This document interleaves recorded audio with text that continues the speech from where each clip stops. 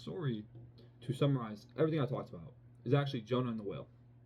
I won't go into too much depth because Jordan Peterson does so in his book, We Who Wrestle with God, and that's kind of what I'm referencing here. He looks at God as a spirited call to adventure, right? Like it's your calling. Whereas Jonah attempts to run away from that calling. What happens is, well, he goes to hell. He gets eaten by a whale for 3 days. He sits in the belly of a whale for 3 days. The same amount of days that Jesus went to hell. Right? Half of 6, let's say, for example.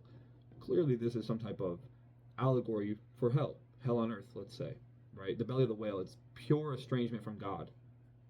Right? It's as deep as you can go away from God on earth.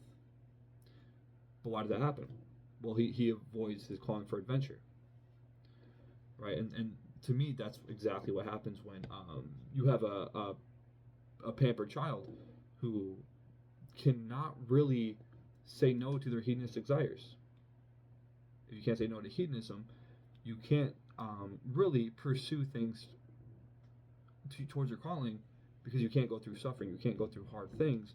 You're quick to expect something easy. You're quick to expect something handed to you as well. So again,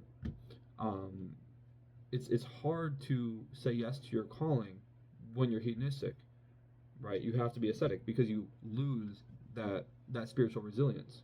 So what happens when a pampered child never hears an external no, a no from their parents, for example?